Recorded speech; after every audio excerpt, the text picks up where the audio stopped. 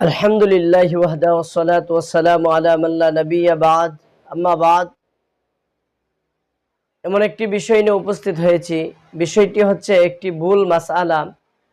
অনেক মানুষ মনে করে থাকেন, মহিলা যদি নামাজের সময় কোনো মহিলার একটি চুল বের হয়ে থাকে তাহলে তার নামাজ হবে না। মহিলাদের এই চুল সমস্ত চুলেই একটি অঙ্গেই বিবেচিত, সমস্ত চুলকে একটি অঙ্গ হিসাবে ধরা হয়েছে।